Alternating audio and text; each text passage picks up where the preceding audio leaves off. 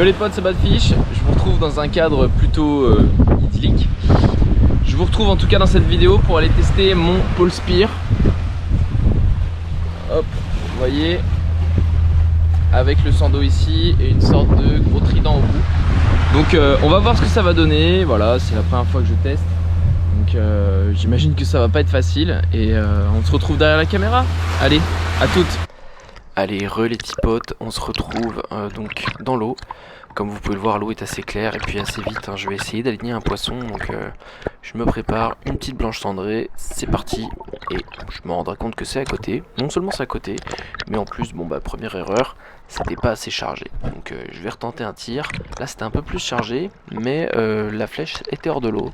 Donc loupé une seconde fois. Je me retrouve sur un sol un peu plus rocailleux et je repère deux petits calamars. Donc ça j'adore. Alors obligatoirement je prends en chasse. Et vous voyez, j'essaye d'aligner le tir, mais franchement, calamar, c'est un peu compliqué quand même. Déjà de base avec le fusil, c'est pas évident. Alors là, de les avoir au pole spear en n'ayant jamais essayé, c'était juste mission impossible. Mais bon, en chasse sous-marine, on sait, hein, faut toujours tenter quand ce sont des poissons qui sont pas non plus de taille énorme, comme des calamars. On tente et on peut avoir des belles surprises. Donc ensuite j'en vois un deuxième que je suis vraiment au fond des rochers, j'essaye de plonger comme ça on voit mieux en plus à la caméra. Et donc là je tire mais juste à côté, vous voyez qu'il peut se permettre de me cracher de l'encre, ce petit chacal. Allez, on va passer sur une séquence un peu loufoque parce que c'est vrai que là je vais pouvoir enchaîner les tirs. Donc hop, un premier tir qui est raté, mais avec le pole spear c'est bien, on peut recharger instantanément. Et comme les poissons sont parfois très curieux, une fois qu'on a remué le sable, c'est vrai qu'ils font assez vite le tour et donc reviennent se disposer un peu partout. Donc c'est là que je vais pouvoir essayer de retirer encore une troisième fois.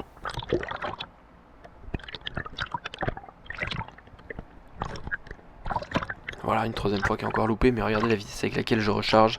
Là, il y en a un qui se met pile devant moi. Hop, j'aligne et c'est parfait. Et vraiment, c'est satisfaisant de pouvoir tirer un poisson au pole spear. La première fois comme ça, c'est génial. Bon, il n'est pas très grand, mais bon, il fait plus de 15 cm. Et pour une blanche cendrée, c'est la taille légale. Donc évidemment, hein, sur un poisson comme ça, on va trouver de quoi manger. On va faire des petits filets et puis c'est sympa. Je vous retrouve tout de suite, je vous montre une petite cave. J'aime bien les voir dans cette cave parce que souvent on y voit des gros pas gros fonds là dans la lumière, vous voyez. Bon là, cette fois-ci, pas de gros pas gros fonds, juste un beau banc de rouget barbet, des petits rougets barbets. Ça c'est bien bon à manger, hein. Souvent en Méditerranée, je sais qu'il y a des amateurs de soupe avec ce poisson là. Ben, c'est super bon, hein. Cuit dans de la tomate, c'est délicieux, mais là, bon, je vais pas en prendre parce que tout simplement le pole spear fait 2 mètres de long et à l'entrée de la grotte, c'est pas pratique pour essayer de le tirer. Donc voilà, je vais me contenter de regarder, c'est bien aussi, hein. Moi j'adore regarder les poissons à la base, hein. C'est ce que je faisais quand j'étais petit. Donc on va partir autre part. Et autre part, c'est tout de suite avec mon action préférée de la chasse. Voilà, je repère un poisson, je plonge, je le suis, il passe derrière la pierre, je passe au-dessus de la pierre. Et la suite c'est juste magique quoi, la sensation, le bruit, tout. Franchement c'était incroyable.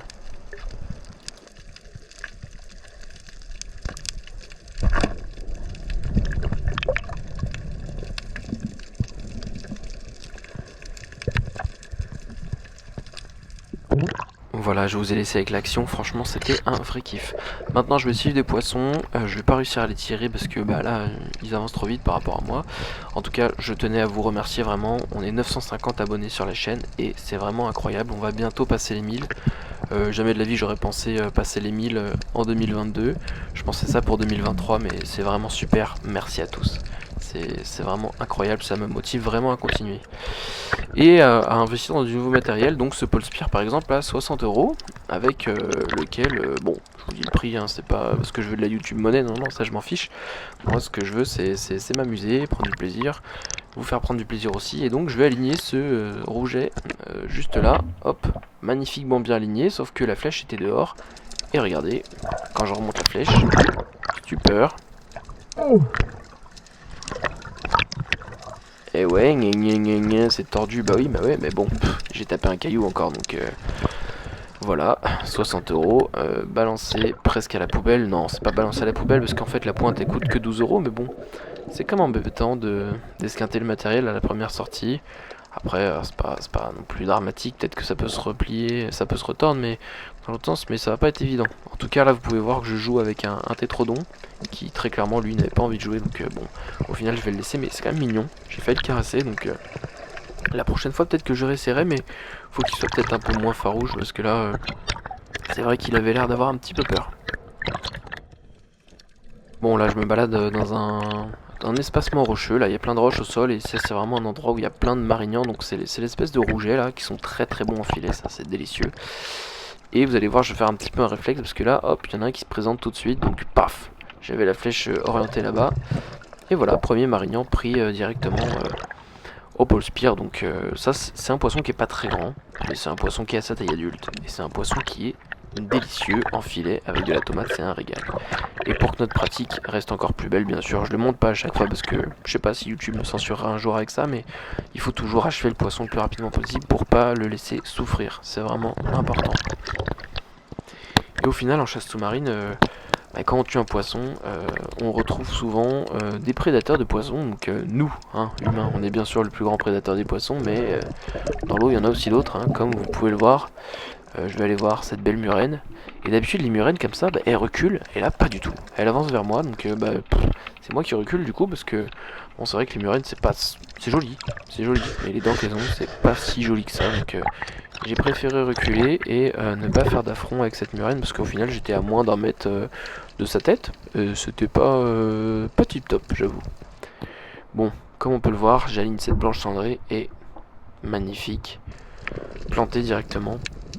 Donc là, franchement, je suis dans un état de grâce parce que avoir le poisson qui est planté dessus, c'est vraiment une sensation extraordinaire. C'est plus agréable qu'avec un fusil harpon parce qu'on a directement la flèche avec nous en fait. Donc on sent la vibration.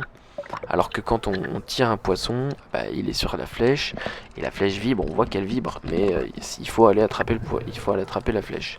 Et encore une fois, vous pouvez le voir, on achève le poisson le plus rapidement possible. Je continue ma chasse et là on peut voir que ça va être un festival encore une fois de blanches cendrées, donc ces petits poissons gris là qui sont très bons. Donc là on peut voir que j'ai un premier tir qui est loupé, c'est pas grave, ces poissons sont curieux donc ils reviennent toujours et je peux me permettre de le réajuster et paf, quelle sensation vraiment, franchement c'est top le pole spear, je pensais pas que j'aimerais autant quoi. C'est simple, mais dans la simplicité, il y a une sensation qui est hyper agréable. Vraiment, je conseille à tous les chasseurs d'essayer, même si évidemment c'est plus compliqué qu'avec un fusil harpon, ça c'est indéniable. On peut pas faire du tout la même pêche. Bon, en dehors de faire une pêche, là vous pouvez voir, je vous montre une langouste brésilienne. Donc de petite taille, qui n'est pas du tout pêchable, pas mangeable, c'est pour ça que je n'essaye pas de la prendre. Par contre j'aime bien les embêter, ce genre de créatures, donc je voulais voir si elle allait sortir pour qu'on voit bien ses couleurs, mais bon, elle sort pas, elle réussit à s'enfoncer dans la roche, donc tout simplement, tant pis. Donc là je plonge, ça c'est de la langouste royale, c'est magnifique, c'est délicieux aussi, mais celle-ci fait pas la taille réglementaire, elle doit presque la faire, je pense qu'elle est quand même au-dessus des 21 cm demandés, celle-ci aussi, mais bon j'ai préféré pas essayer de les prendre, je vais quand même les embêter parce que j'aime bien les embêter, on sait jamais si j'arrive à l'attraper à la main, ça peut être rigolo.